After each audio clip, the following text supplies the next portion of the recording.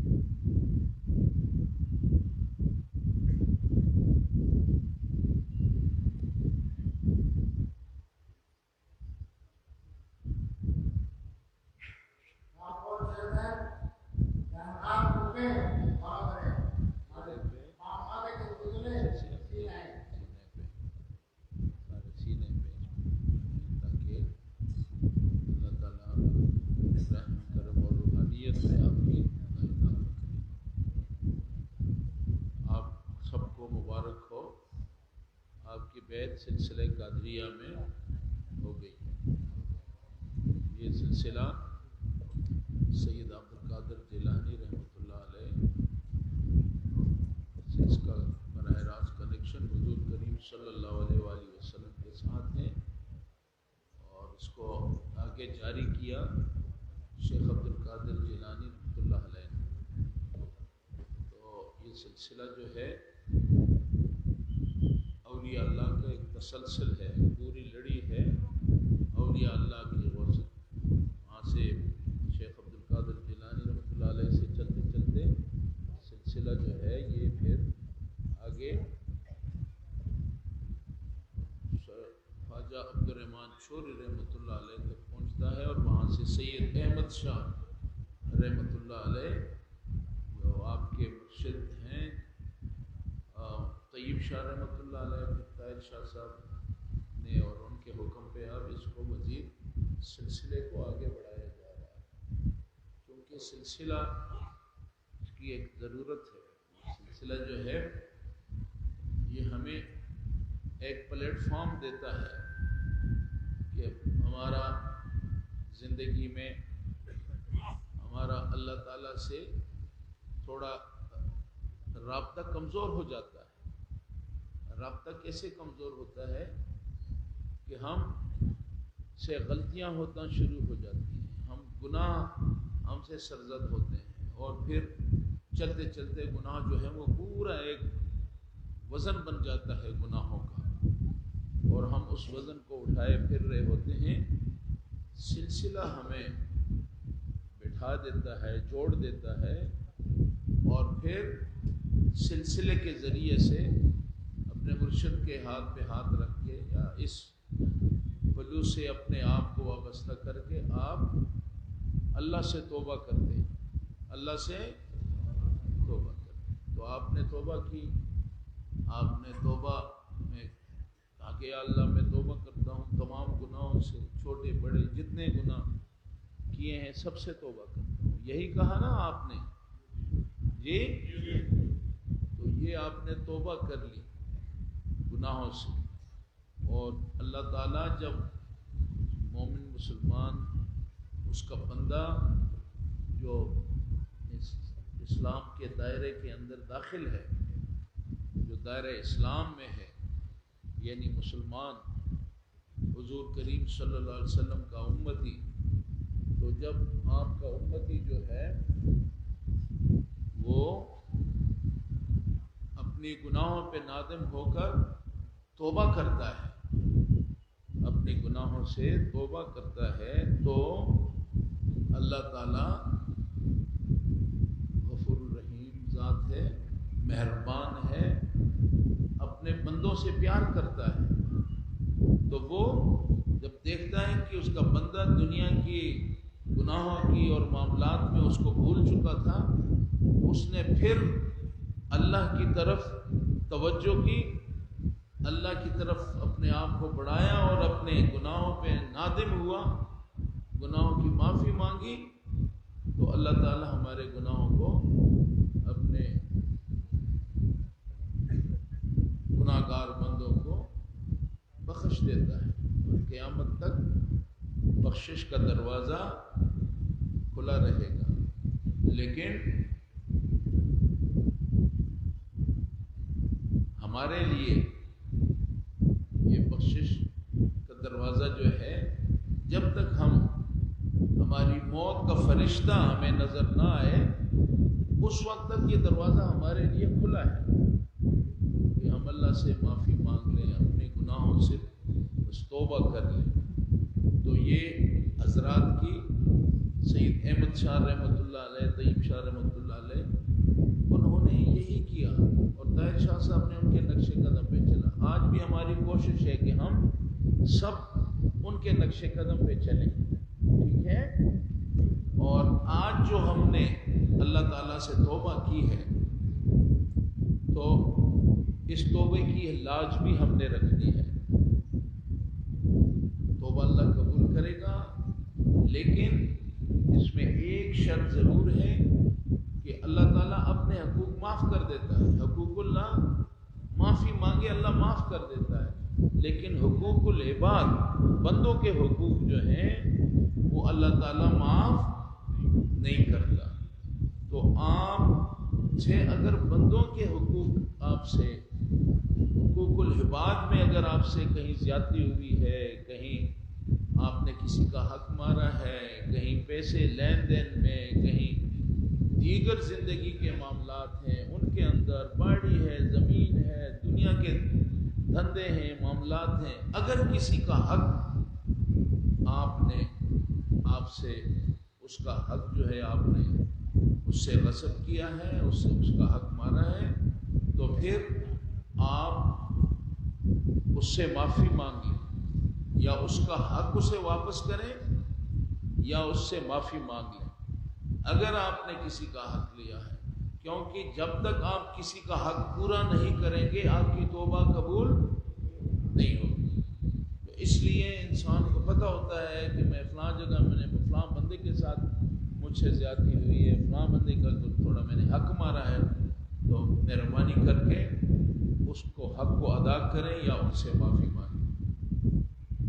معافی مانگنے کے بعد آپ نے اللہ تعالیٰ سے یہ وعدہ کیا ہے کہ ہم آئندہ کے لیے وہ کام کروں گا جس سے اللہ رسول راضی ہوں، اور وہ کام نہیں کروں گا جس سے اللہ رسول راضی ہوں۔ تو اب آپ نے اس وعدے پہ کھڑا ہونا ہے۔ جی سمجھ آ رہی ہے؟ یہ جو وعدہ آپ نے کیا ہے اللہ تعالیٰ سے معافی مانگ کے، اور پھر کہ آئندہ کے لیے وہ کام کروں گا جس سے اللہ کے رسول راضی ہوں، اور وہ کام نہیں کروں گا جس سے اللہ اور اللہ کے رسول ناراض ہوں۔ تو بس اگر آپ ان دونوں چیزوں پہ اللہ کو معاف کر دے گا، لیکن آگے اس معافی آپ کو مل گئی، لیکن آئندہ کے لیے گناہوں سے بچنا ابھی آپ کا کام ہے۔ یہ کس کا کام ہے؟ آپ کا کام ہے۔ آپ نے نماز، زندگی ہے، زندگی کی مصروفیات ہیں، سب کچھ ہے، لیکن نماز پہ کمپرومائز نہ کریں۔ دھندا ہے، دکان ہے، جو کچھ بھی ہے، نماز کا ٹائم ہے، اگر با جماعت اہتمام ہو جماعت کے ساتھ، نہیں تو آپ خود کھڑے ہو کے اللہ کا فرض جو ہے اس کو ادا کریں۔ فرض نماز کسی صورت میں اس کو قضا نہ کریں، اللہ تعالیٰ کا فرض ہے یہ اس کو ادا کریں۔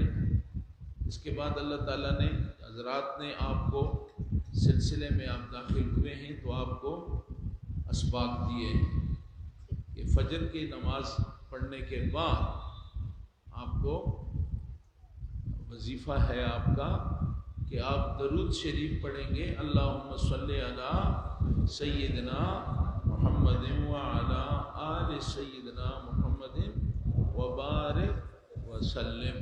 یہ وظیفہ ہے، یہ آپ نے درود شریف 100 بار پڑھنا ہے۔ فجر کی نماز کے بعد درود شریف آپ نے 100 بار، شاباش۔ اس کے بعد آپ نے پڑھنا ہے لا الہ الا اللہ، لا الہ الا اللہ۔ یہ آپ نے پڑھنا ہے 200 بار۔ کتنی بار؟ 200 بار۔ اس کے بعد آپ نے پڑھنا ہے الا اللہ، الا اللہ،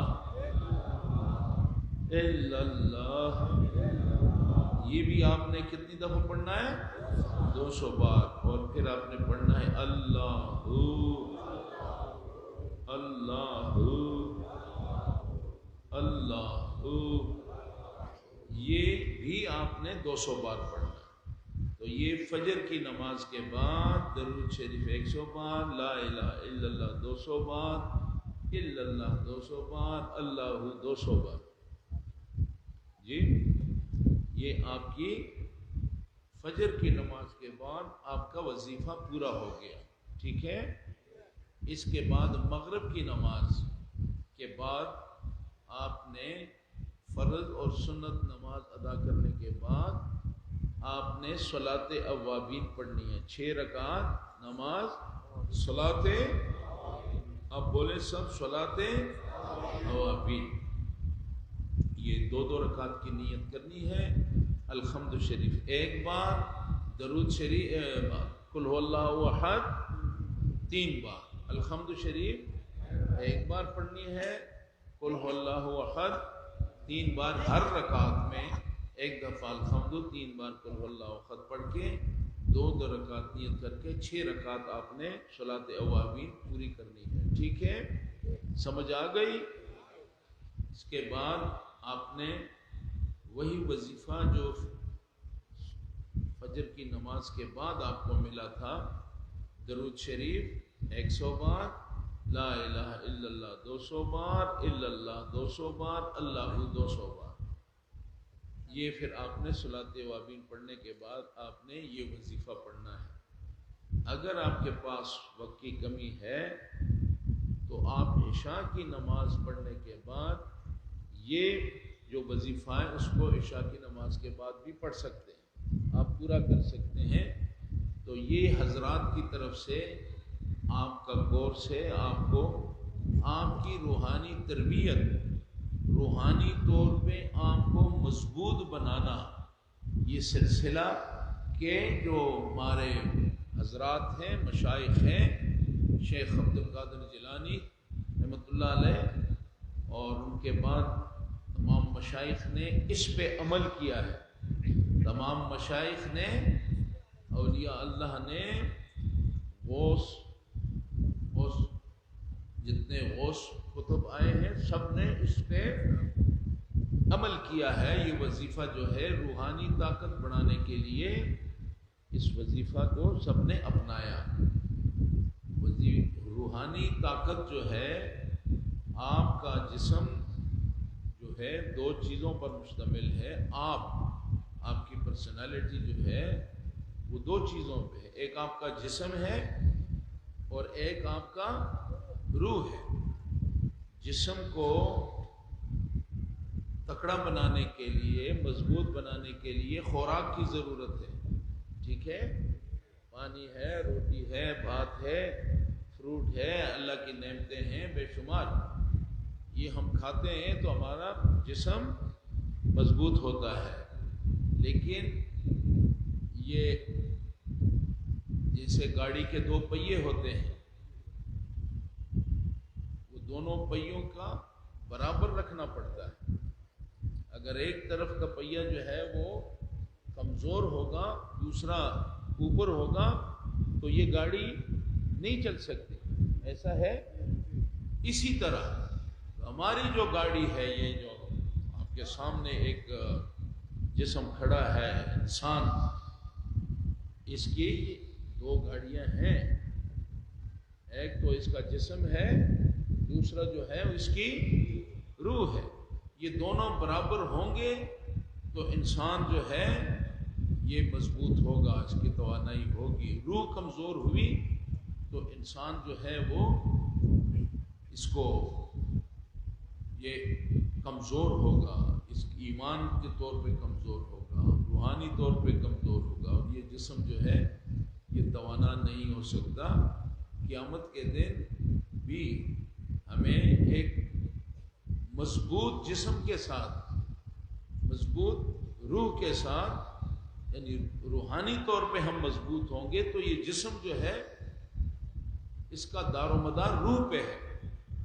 اگر ہماری روحانی طاقت ہماری ہے، روحانی طور پر ہم اللہ تعالیٰ کو ہم نے راضی کیا ہے، اللہ تعالیٰ کی تسبیحات کی ہیں، قرآن پڑھا ہے، اللہ تعالیٰ کے نیک کام کیے ہیں، تو یہ روحانی طور پہ ہماری مضبوطی ہوگی، اور یہی ہمارے نجات کا ذریعہ ہے، یہ ہماری نجات کا ذریعہ ہے۔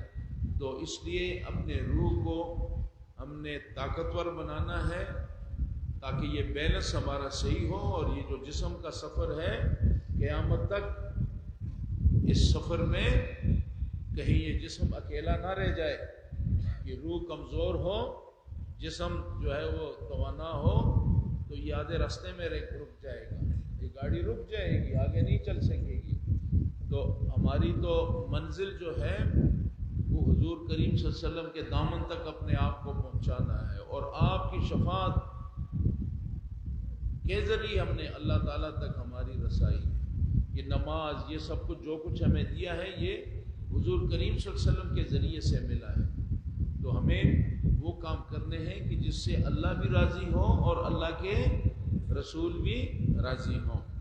اس لیے آپ کو جو وظائف دیے گئے ہیں، آپ ان وظائف پہ پورا عمل کریں، اپنی زندگی میں انقلاب لائیں۔ اب یہ جو آپ بیت ہو گئے تو یہ آپ کی زندگی میں چاہیے کہ آپ کی زندگی میں انقلاب آ جائے، کہ بیت کے بعد کہیں آپ کی نماز قضا نہ ہو، بیت کے بعد آپ کسی سے زیادتی نہ کریں، بیت کے بعد آپ جتنے نیکی کے کام ہیں ان نیکی کے کاموں میں اپنا وقت لگائیں، اور ایسے کام جس سے اللہ راضی نہ ہو، ناراض ہو، اللہ تعالیٰ کی خوشنودی جس میں نہ ملے، ان کاموں سے اپنے آپ کو بچانا ہے۔ نیکی کے کام کریں، نماز کی پابندی، قرآن پاک اللہ تعالیٰ کا ہمیں اللہ تعالیٰ نے کرم کیا ہے، ہدایت نامہ ہے، کوشش کریں کہ قرآن پاک کی تلاوت بھی ہو اور قرآن کو سمجھنے کی بھی کوشش کریں۔ اسی چیز کو سمجھانے کے لیے حضرات نے آپ کے لیے انجمن بنایا، اور اس انجمن کے ماتحت جامعہ احمدیہ سنیہ سے لے کر پورے بنگلہ دیش میں یہاں پہ دینی مدارس قائم ہوئے ہیں۔ کس لیے؟ کہ ہم قرآن کو سمجھیں، ہم حدیث کو سمجھیں۔ تو آپ نیکی کے کاموں میں اپنی یہ بھی ایک پرائرٹی رکھیں کہ ان اداروں کے اندر اپنے بچوں کو دین کا علم سکھائیں، دنیا کا علم بھی، دین کا علم بھی بچوں کو پڑھائیں، اور ان اداروں کی مدد بھی کریں، ان اداروں کو چلائیں بھی، جی، تاکہ اللہ تعالیٰ آپ سے راضی ہو جائے۔ نیکی کے کام کرنے میں صدقہ، خیرات، دوسرے نیکی کے کام، غریبوں کی مدد کرنا، پڑوسیوں کا خیال رکھنا، انسان دوسرے انسان کے لیے فائدے کا باعث بننا، یہ بنیادی اخلاقیات ہیں کہ جو کہ ایک مومن مسلمان کی کو اس پہ قائم رہنا چاہیے، اور اس کی زندگی میں یہ انقلاب آئے کہ وہ بھلائی کرے، اور کوئی کام نہیں، جو بھی کام کرے اس میں بھلائی ہو، انسانیت کی، دین کی، اللہ کی رضا اس میں شامل ہو، تو انشاءاللہ آپ کی زندگی میں اگر آپ نے یہ تبدیلی آپ لے آئے تو آپ سمجھیں کہ آپ زندگی میں کامیاب ہو گئے۔ اگر اللہ راضی ہو جائے، اللہ کے رسول راضی ہو جائے، تو یہی ہماری کامیابی ہے۔ آپ خوش قسمت ہیں، آپ کے پاس جامعہ ہے، انجمن ہے، ادارے ہیں، اور ہمارے بچے وہاں پڑھتے ہیں، وہ دین کی تعلیم حاصل کرتے ہیں۔ آپ جو ہیں غوثیہ کمیٹی ہے، سلسلہ ہے، غوثیہ کمیٹی میں ماشاءاللہ ان کے ذریعے سے بھی ہماری اصلاح ہو رہی ہے۔ پھر سب سے بڑی بات ہے کہ دعوت الخیر کا پروگرام، یہ خیر کی دعوت دینا، یہ دعوت الخیر کا پروگرام ایک بہت بڑی نعمت ہے جو اللہ نے ہمیں دی ہے۔ اس میں اپنا وقت ضرور لگائیں۔ دعوت الخیر میں جہاں آپ کا مرکز ہے، یہاں پہ مرکز ہے نا جی، آپ کا مرکز یہاں پہ ہے، اس میں خانقاہ شریف ہے نا، ہاں جی ہاں، بس یہ 60% مسجد میں یہ ہو رہا ہے، 40% کی بھی کوشش کریں کہ وہاں بھی شروع ہو جائے، ٹھیک ہے جی۔ اور وہاں پہ یہ ہے کہ آپ اپنے ٹائم مقرر کریں، چاہے آپ کو مغرب کے بعد ہو، عصر کے بعد ہو۔ ماشاءاللہ ماشاءاللہ ماشاءاللہ، یہ ہماری غوثیہ کمیٹی کے پریزیڈنٹ ہیں، صدر ہیں ماشاءاللہ۔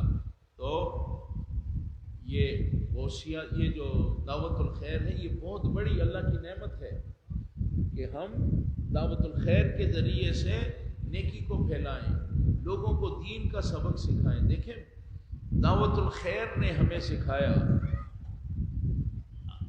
ہمارے جب کوئی فوت ہوتا ہے، کسی کی موت واقع ہو جاتی ہے، تو پھر ہم مولوی صاحب کو تلاش کرتے ہیں، ایسا ہے؟ مولوی صاحب کو فون کرتے ہیں، اس کو بندہ بھیجتے ہیں کہ بھئی چاچا، ماما، والد، بیٹا، والدہ فوت ہو گئی، تم نے اس کو غسل دینا ہے، ایسا ہے نا؟ تو اگر مولوی صاحب اس دن نہ ہو، جی مولوی صاحب انسان ہیں، چھٹی پہ جا سکتے ہیں، حج عمرے پہ جا سکتے ہیں، تو یہ کام ہم نے صرف دیا ہے کہ علماء کرام یا ہمارے جو مسجد کے پیش امام ہیں وہ یہ کام کریں گے۔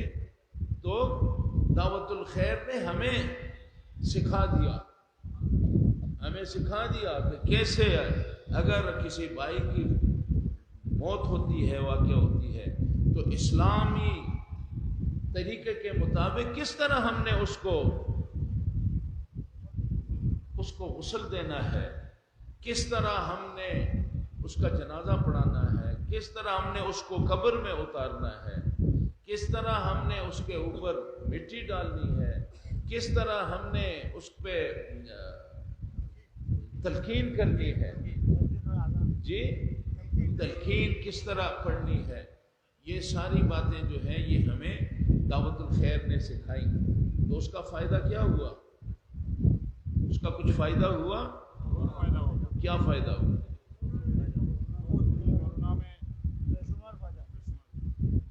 میں ان سے پوچھتا ہوں، آپ لوگوں نے تو کام کیا ہے، نہیں فائدہ ملا کہ نہیں؟ کرونا میں سارے بھاگ گئے تھے، ہیں؟ آپ لوگ بھی بھاگے کہ نہیں؟ بیٹی نہیں بھاگی، باقی سارے بھاگ گئے، بھائی بھاگ گیا، بابا بھاگ گیا، چاچا، ماما سب بھاگ گیا، بھاگ گئے کہ نہیں؟ دعوت الخیر کی تربیت تھی، یہ ایک ولی کامل کے سلسلے کے پروگرام کا یہ ایک حصہ تھا، تربیت ہوئی بھائیوں کی، سارے چاچے، مامے، بھائی، بیٹا بھاگ گیا،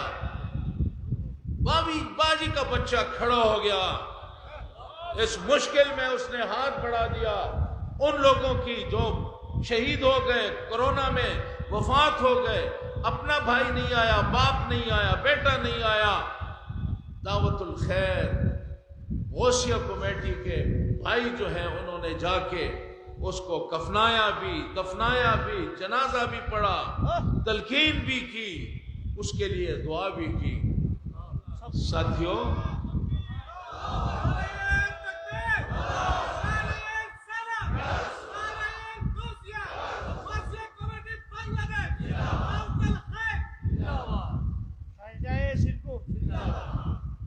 तो ये इन्होंने शहनशाह श्री कोट का नारा लगाया, और सच्ची बात तो यही है कि ये जो बाग का बागबान है, ये बागीचा, बाग कहते हैं,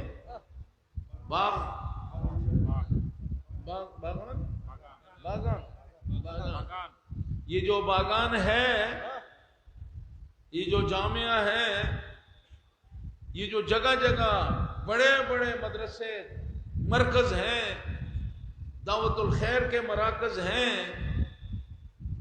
इस बाग का बागबान कौन है? जी, आप खुशकिस्मत हैं कि आपको बागबान मिला।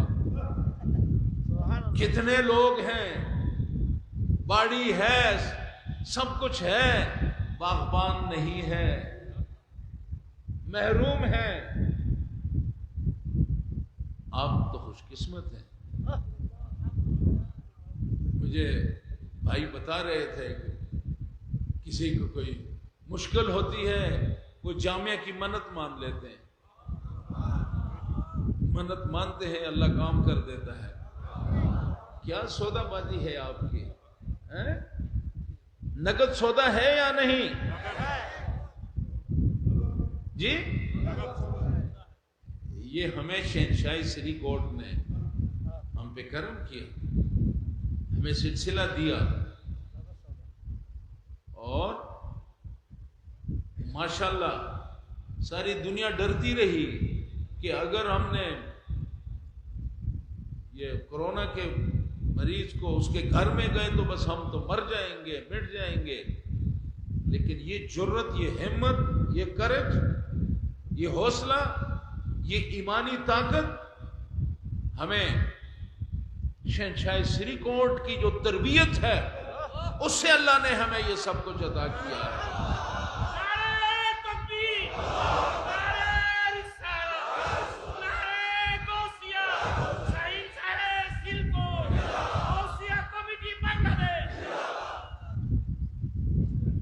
और हम हुजूर करीम सल्लल्लाहु अलैहि वसल्लम के उम्मती हैं, यहाँ पे अल्लाह का एहसान है।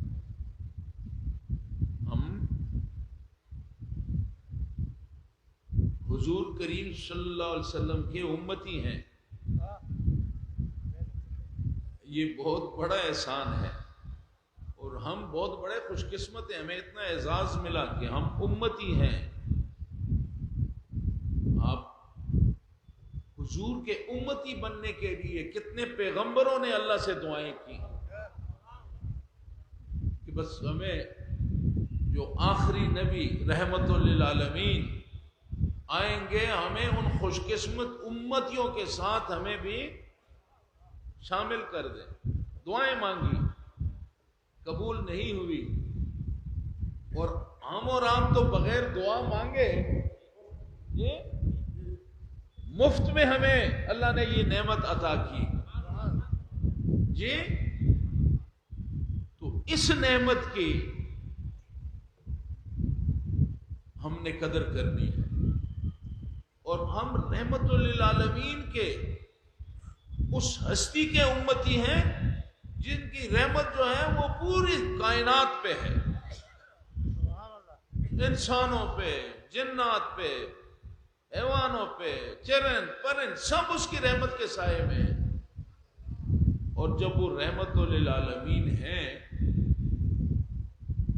तो उनकी रहमत के नीचे उम्मती तो जरूर हैं, लेकिन जो उम्मती नहीं है उनकी रहमत से वो भी महरूम नहीं है कि रहमतुल लिल आलमीन की दुनिया के अंदर। तो हमारे भाइयों ने भी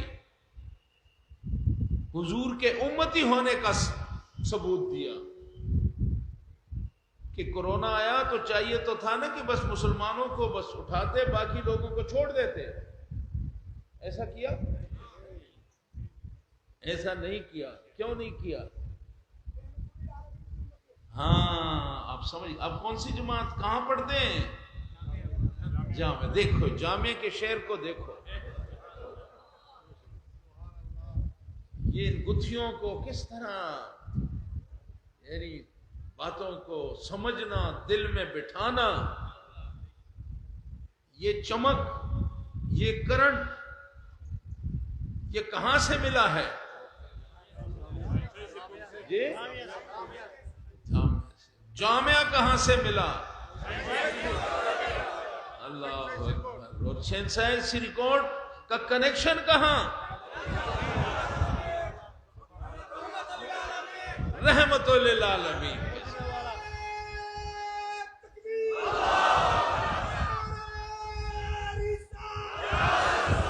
صلی اللہ.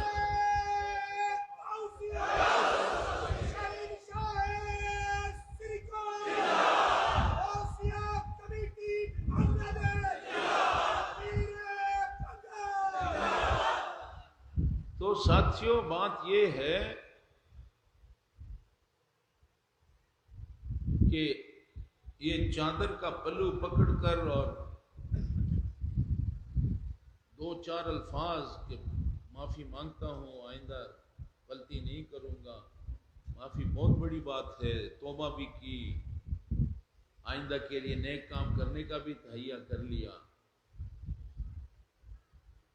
یہ کام بہت بڑا کام ہے، لیکن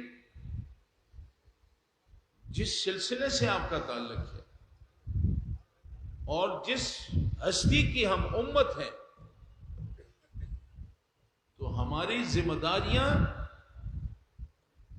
بہت بڑھ جاتی ہیں. ہمیں پوری انسانیت کی فلاح، سب کا بھلا، اپنے مسلمان بھائیوں کا، اور اگر مشکل آئے تو پھر رحمت للعالمین کے امت کے ناطے سے پھر ہم ہندو کو بھی، اس کو بھی ہم نے اس طرح نہیں چھوڑا، غیر مسلم کو بھی نہیں چھوڑا، اور ہماری غوثیہ کمیٹی نے سب کو سینے سے لگایا. تو یہ تربیت جو ہے ہمیں سلسلہ سے ملی. سلسلہ جو ہے وہ آپ خوش قسمت ہے کہ سلسلے نے آپ کو انجمن دیا، بنیاد بن گئی، پھر آپ کو جامعہ دیا، پھر جامعہ کے بعد آپ کو غوثیہ کمیٹی مل گئی، پھر غوثیہ کمیٹی کے بعد آپ کو دعوت الخیر کا پروگرام مل گیا. تو میرے ساتھیوں، اب آپ نے یہ ذمہ داریاں بھی ہیں، لیکن ساتھ ساتھ آپ پہ حقوق العباد بھی ہے، آپ کے بچوں کی ذمہ داریاں بھی ہیں، آپ کے گھر کی ذمہ داری بھی ہے.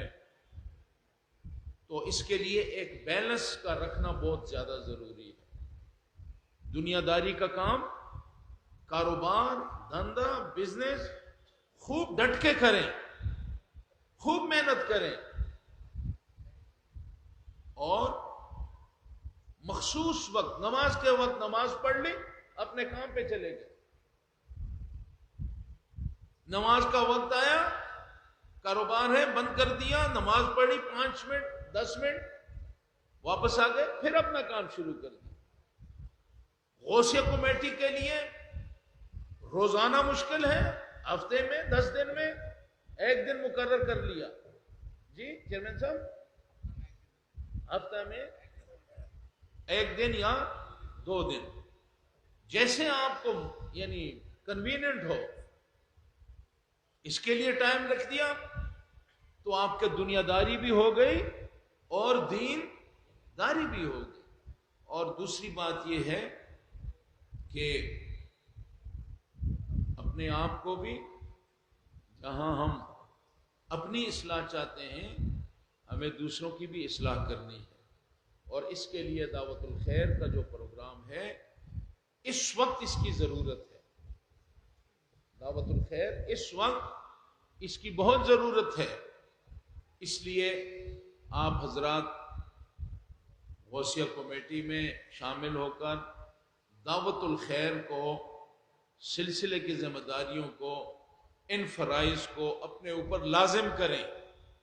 ٹھیک ہے؟ اپنے اوپر لازم کریں تاکہ ہم یہ جو حضرات نے ہمیں امانت دی ہے، یہ امانت جو ہے اس میں خیانت نہ ہو. یہ امانتیں ہیں حضرات کی. یہ جامعہ سید احمد شاہ رحمۃ اللہ علیہ، طیب شاہ رحمۃ اللہ علیہ کی امانت ہے، سلسلہ ان کی امانت ہے، انجمن ان کی امانت ہے، غوثیہ کمیٹی ان کی امانت ہے، دعوت الخیر ان کی امانت ہے. ان امانتوں کا تحفظ کریں، ان امانتوں کی حفاظت کریں. انشاءاللہ اللہ کے فضل سے یہ وہ تمام کام ہیں جو صرف اللہ اور اللہ کے رسول کو راضی کرنے والے کام ہیں. اللہ راضی ہو گیا، حضور راضی ہو گئے، اور کیا چاہیے ہمیں؟ مل گئے مصطفیٰ، اور کیا چاہیے آگے؟ دامن مصطفیٰ، اور کیا چاہیے؟ ہمارا مقصد جو ہے وہ حضور کریم صلی اللہ علیہ وسلم تک پہنچنا ہے. حضور کریم صلی اللہ علیہ وسلم تک رسائی جو ہے، وہاں رسائی ہو گئی تو وہ اللہ کے حضور بھی ہمیں پہنچا دے. یہ ہماری اللہ تعالی ہمیں اس توبہ پہ سلسلہ میں آئے، اس محفل میں جنہوں نے شرکت کی، ہم سب کی حاضری کو اللہ قبول فرمائے. وآخر دعوانا ان الحمد للہ رب العالمین.